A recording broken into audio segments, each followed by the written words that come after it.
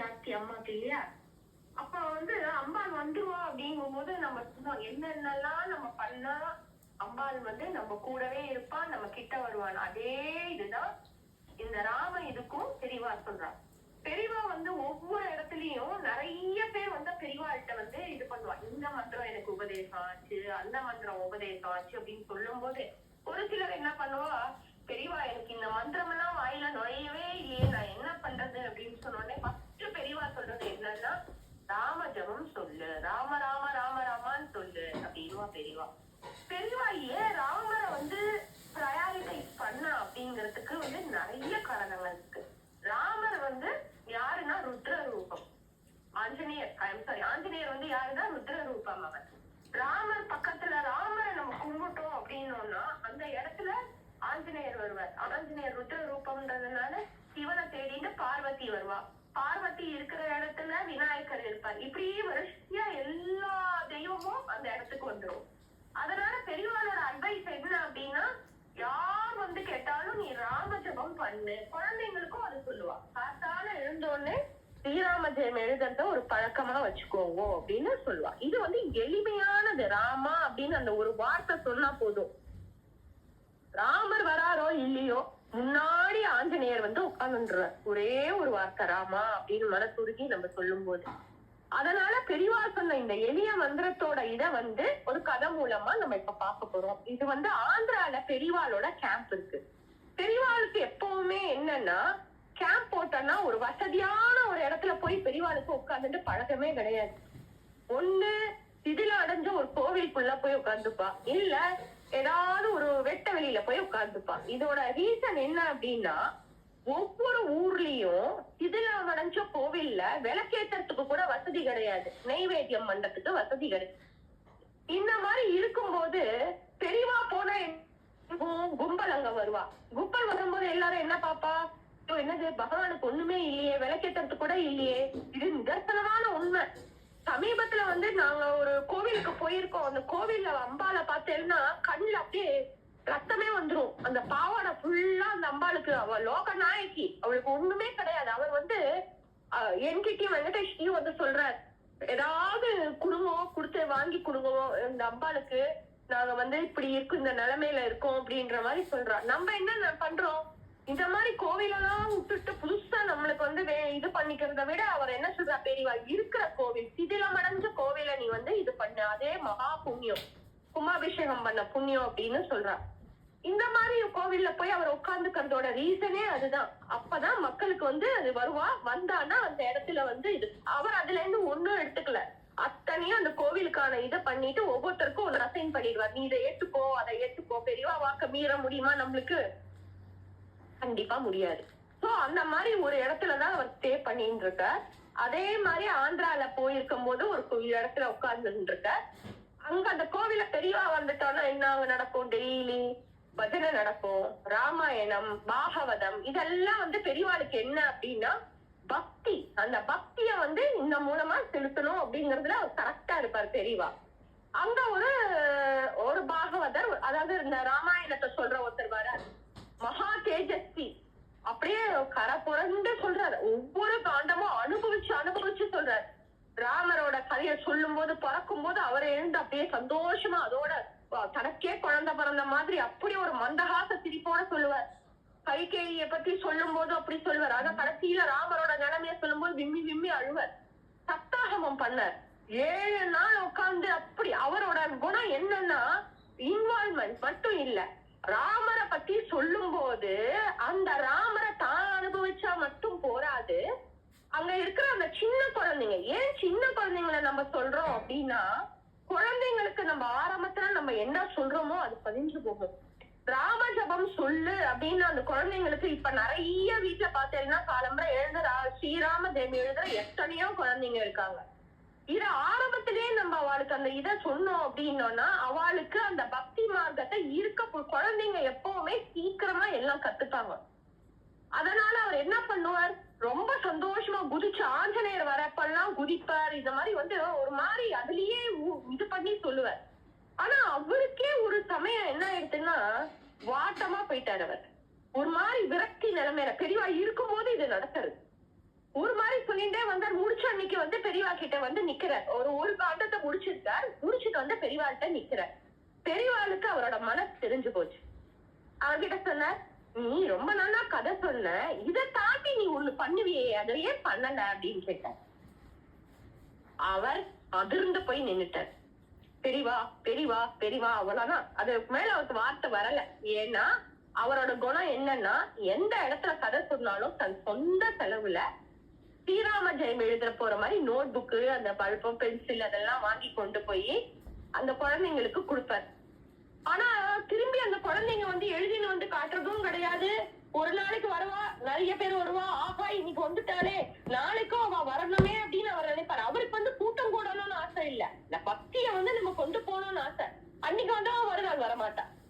அதுக்கு அடுத்த நாள் பார்த்தா திருப்பி வேற ஏதோ ஒரு குழந்தைங்க வரும், மாமா நோட்டை கொடுங்க, இவரை கொடுப்பாரு. இவர் வந்து அது ஒரு விரக்தி ஆயிடுச்சு. என்னடா இது, நம்ம என்ன சொன்னோம், பக்திய வந்து இது பண்ணணும், எல்லாரும் தவறாம வாங்கும், வந்து கேளுங்க ராமனை, அனுமான பத்தி கேளுங்கோ, இதுதானே சொன்னோம் அப்படின்ற அந்த விரக்தியில இருக்கிறாரு.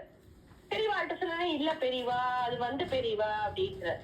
சரி, இந்த விரக்திய விட்டுட்டு நீ என்ன பண்ற, இன்னைக்கு எல்லா குழந்தைங்களுக்கும் நோட்டு கொடுத்துரும் அப்படின்ற. அவருக்கு ஒரு மனசுல வந்து ஒரு ஓரமா என்ன போறது, நோட்டு கொடுத்தா இன்னைக்கு வந்தவாள்லாம் நாளைக்கு வரப்போறது இல்ல அப்படின்னு நினைச்சிட்டு, சரி பெரியவா அப்படின்ட்டு எல்லா குழந்தைங்களுக்கும் கொடுக்குறான். பெரியவா என்ன சொல்றா, எல்லாரையும் அட்ரஸ் பண்ணிட்டு, இன்னைக்கு போனா எல்லாரும் நாளைக்கு நீங்க வரணும் அப்படின்னு சொல்றா பெரியவா.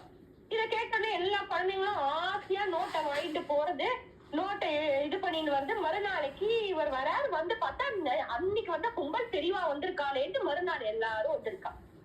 அவர் எல்லா குழந்தைங்களையும் கூப்பிட்டு கேட்கிறாரு, நீ எழுதினியா நீ எழுதினியா. குழந்தைங்கள்ட்ட அலாதியான பாசம் பெரியவாளுக்கு எப்பவுமே உண்டு. அப்பா ஒரு ஓரமா ஒரு பையன் நிக்கிறான். அந்த பையனை கூப்பிடுறாரு, இங்க வா அப்படின்னு. என்ன எழுதியிருக்க அப்படின்னு கேக்குறாரு. அவன் வந்து அவ அப்பா அம்மா உட்கார்ந்துட்டு இருக்கா எல்லாரும். அவன் பிறவி ஊமை, அவனால பேச முடியாது. என்ன எழுதியிருக்க அப்படின்னு கேக்குறாரு. அப்ப பெரியவாட்ட சொல்ல உடனே எல்லாரும் என்ன பண்றா, பாஞ்சு வந்து பக்கத்துல இருக்கிறவள, பெரியவா பெரியவா இவன் இந்த ஊர்க்கார பையன் தான், இவாதான் தோப்பனார், இவதான் தாயார், இந்த பையனுக்கு வந்து பிறவி ஊமை, பேச முடியாது. அந்த ஹேண்ட் ரைட்டிங் எல்லாம் பார்த்தா அவ்வளவு அழகா ஸ்ரீராம ஜெயம் எழுதிருக்கு அந்த குழந்தை. பெரியவா சொடுக்கு போடுறா. பெரியவா சொடுக்கு போட்டா என்ன அர்த்தம்னா, பெரியவா வந்து யாரும் பேசக்கூடாது அப்படின்னு சொல்றாங்க. அதாவது அவர் அங்க டீல் பண்ண போறார், அங்க என்னமோ ஒரு அற்புதம் நடக்க போறது, அதனால யாரும் பேசக்கூடாதுன்றதுனால சொடுக்கு போடுறா பெரியவா. சொடுக்கு போட்டு சொல்லு என்ன எழுதின அப்படின்ற. அந்த குழந்தைக்கு சொல்ல தெரியல. ஸ்ரீராம ஜெயம் சொல்லு அப்படின்ற. அந்த முதல் தடவை அந்த குழந்தை அந்த ஊம பாஷையில அது என்ன சொல்ற, ஒழுங்கா சொல்லு, ஸ்ரீராம ஜெயம் சொல்லு அப்படின்ற.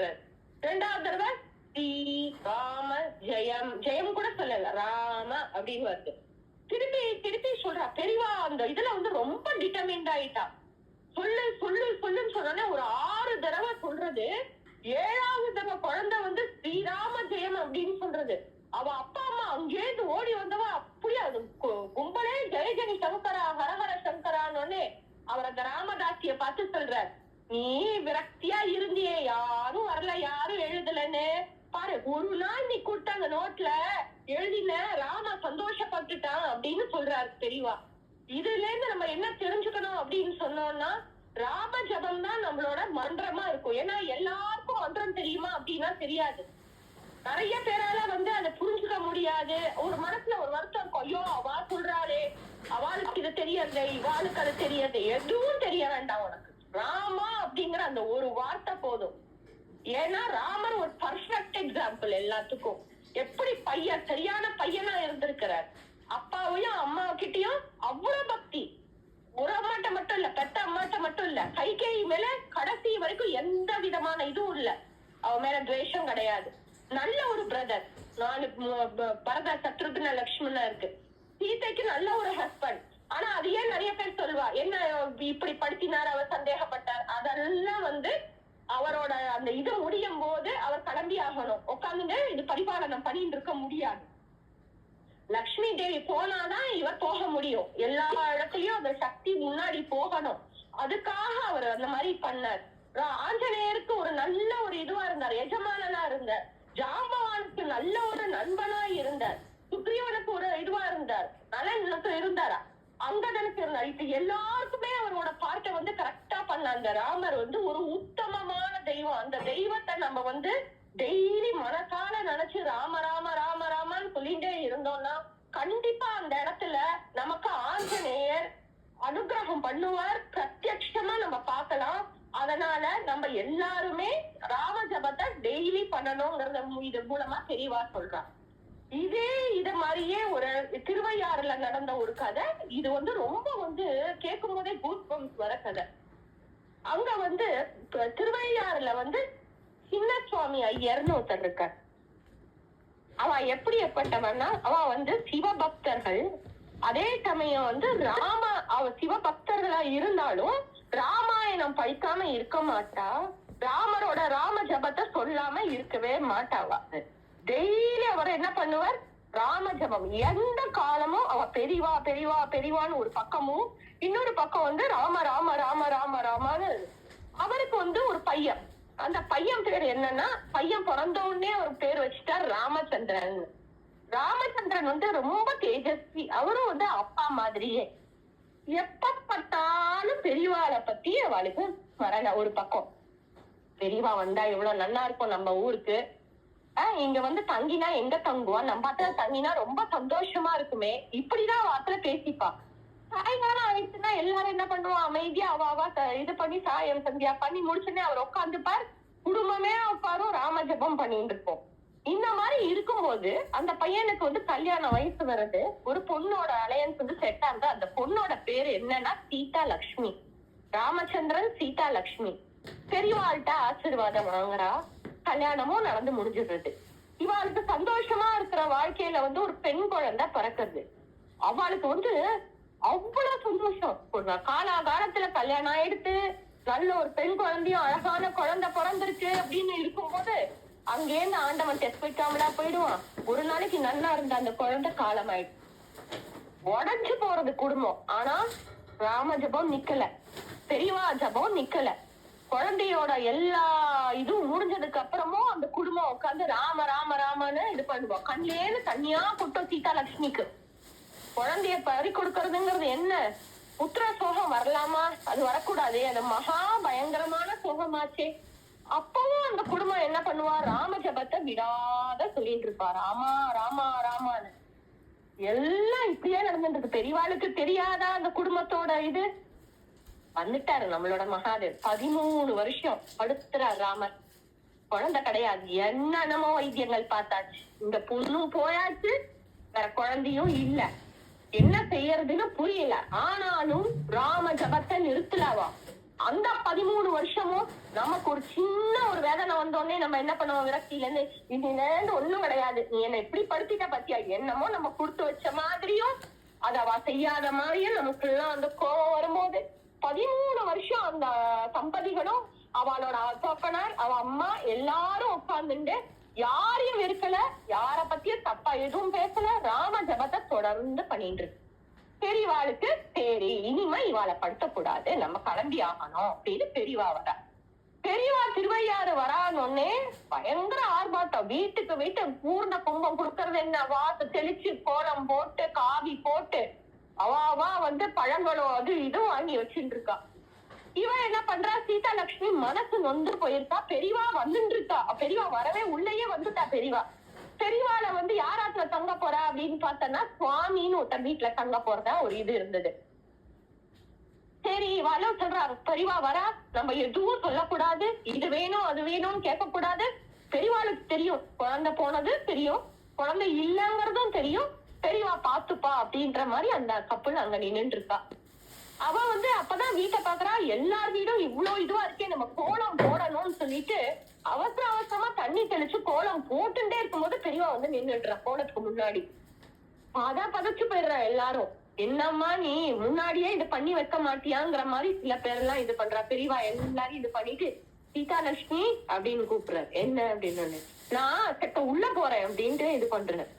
இவனுக்கெல்லாம் ஒண்ணுமே புரியல. ஐயோ நம்ம வந்து சுவாமி வீட்டுக்கு கூட்டின்னு போகணும்னு நினைக்கிறோம். இவர் என்னடான்னா சின்ன சுவாமி வீட்டுக்கு போறாரே, ராமச்சந்திரன் வீட்டு ஆத்துக்குள்ள போறாரே, விறுவிறுன்னு ஏதோ ரொம்ப நாள் பழக்கம் மாதிரியும் இது மாதிரியும் நேர போயிட்டு ஒரு இடத்துல வந்து கூப்பிட்டு சீதாலட்சுமி இந்த பூட்டை தரமா அப்படின்றாரு ஒரு ரூம்ல. அவளும் அந்த ரூமை திறந்து விட்டு உள்ள பார்த்தா ஒரே குப்பை, எல்லாம் பழைய சாமான் எல்லாம் போட்டு வச்சிருக்கா அந்த ரூம்ல.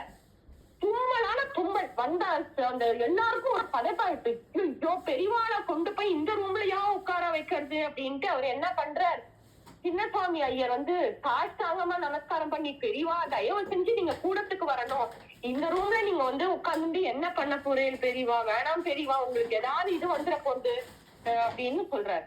அதெல்லாம் ஒண்ணும் வராது அப்படின்னு சொல்லிட்டு பெரியவா கண்ணை மூடிண்டு, சீதாலட்சுமி இங்க வாமா அப்படின்னு கூப்பிடுறாரு. அவ ஓடி போய், ராமச்சந்திரன் எங்க அப்படின்னு ராமச்சந்திரன் கேள்விப்பட்டுறாரு. பெரியவா வந்து உங்க ஆத்துக்குதான் வந்திருக்கா அப்படின்னு சொன்னோடனே கடகட கடகடன்னு அவர் ஓடி வர்றாரு. ஓடி வந்து சாஷ்டாங்கமா நமஸ்காரம் பண்றார். பண்ணோடனே கண்ணை இறுக்கி மூடின பெரியவா அவரை பார்த்து, ராமச்சந்திரா ஒரு சொம்பு நிறைய பின்னாடி காமதேனுட்டேந்து பாலை எடுத்துன்னு வா அப்படின்னு. அந்த காலத்துல எல்லாம் எல்லா ராத்திரியும் பசுமாடு இருந்தது. அதனால என்ன பண்றாரு இவர், ஓடி போய் ஒரு சொம்பு நிறைய பாலை எடுத்துன்னு வந்து பெரியவா முன்னாடி வைக்கிறார். உடனே எல்லாரும் என்ன நினைச்சுக்கிறா, ஆஹா பெரியவா தாக சாந்திக்காக பால் கேட்டிருக்கா போல இருக்கு அப்படின்னு நினைச்சுட்டு இருக்கா. அவர் தாக சாந்திக்காக கேட்கல. அவர் சொல்ற, அப்பா ராமச்சந்திரா இதை எடுத்துட்டு போ, குடமுருத்தி ஆத்துல போய் இந்த பால் அத்தனையும் கண்ணை மூடின்னு வேண்டின்னு கொட்டிட்டு கொஞ்சோண்டு இருக்கும், அத கரையில எடுத்துன்னு வந்து ஒரு இடத்துல கொட்டு, அந்த இடத்துல தோண்டு, அங்க உனக்கு ஒரு பேஸ் மாதிரி ஒண்ணு கிடைக்கும், அந்த இடத்துல பிள்ளையார வர வச்சு உட்கார வை, அதுக்கப்புறம் பாரு எல்லாம் நல்லா சேமமா இருப்பீங்கோ அப்படின்ற.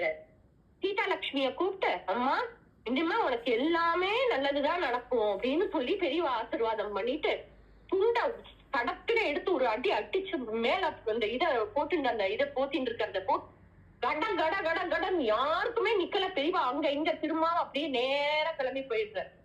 இவருக்கு ஒண்ணுமே புரியல ராமச்சந்திரனுக்கும் சீதாலட்சுமிக்கும். ஆனா பெரியவா சொல்லிட்டா. உடனே என்ன பண்ற, மனசுல ராமரை நினைச்சுக்கிறார். ராம ராம ராம ராம ராம ராம நினைச்சுட்டு நேரம் ஓடுற. இவ போய் அவருக்கு இவர் தோப்பனாரும் ஓடுற. அவங்க போறா குடமுருட்டியில போய் பாலை கொட்டிட்டு கரையில வந்து ஒரு இடத்துல பாலை கொட்டுற. அப்புறம் அந்த இடத்துல தோண்ட சொல்லும் போது ஒரு இது கிடைக்கிறது. அந்த பேஸ் மேல ஒரு பெரியவாள ஒரு பிள்ளையார வச்சு ஸ்தாபிதம் பண்ணி அதை வந்து கும்பாபிஷேகம் பண்ணி எல்லாம் பண்ண. அந்த பிள்ளையார் இன்னைக்கும் இருக்கார், பிரசன்ன பிள்ளையார்னு பேரு, பிரசன்ன கணபதினு. அத பண்ணிட்டு அதுக்கு வரார். வந்து ஒரே மாசத்துல திருப்பி அவளுக்கு கர்ப்பவதியா ஆகி ஒரு ஆண் குழந்தை அவளுக்கு பறக்கிறது. அதே இதுல வந்து கொஞ்ச நாள் கழிச்சு திருப்பி பெரியவாளை பார்க்கும் போது, என்ன கணேசன் பிறந்துட்டானா உனக்கு அப்படின்னு கேக்குறா பெரியவா. இதுல இருந்து நமக்கு என்ன தெரியாது அப்படின்னு சொன்னோம்னா, நம்ம எந்த விதமான கஷ்ட காலத்திலயும் எந்த ஒரு இதுலயும் நம்ம எந்த தெய்வத்தை, அது ராமரோ கிருஷ்ணரோ அம்பாலோ சிவனோ எதுவா எந்த நாமம் நம்ம வாயில வரும், அந்த நாமத்தை நம்ம வந்து கண்டிப்பா ஒரு நாள் கூட மிஸ் பண்ண கூடாது. அதே மாதிரி எந்த ஒரு சத்சங்கமும், சத்சங்கம்ங்கிறது வந்து யாருக்குமே பாப்புலாரிட்டிக்காக பண்ணல. இது ஒரு நாள் ஒருத்தர் பேசுறது மூலமா நம்மளுக்கு வந்து பக்தி வந்து நமக்கு வரும் அப்படிங்கறதுனாலதான் நம்ம எல்லாருமே அட்டென்ட் பண்றோம். அதை யாருமே தயவு செஞ்சு மிஸ் பண்ண கூடாது. ஏன்னா ஒவ்வொரு தடவை நம்ம போடுறோம், அந்த கதையெல்லாம் போடுறோம், ஆனா சொல்லும் போது கேட்கறது வந்து தனி. அத வந்து யாரும் மிஸ் பண்ண கூடாது. இது அத்தனையும் மனசுல வச்சுட்டு பெரியவாளையும் இறுக்கி புடிச்சுட்டு ராம ஜபத்தையும் நம்ம சொல்லி நம்ம நல்ல கதி அடைவோம். ராம் ராம்.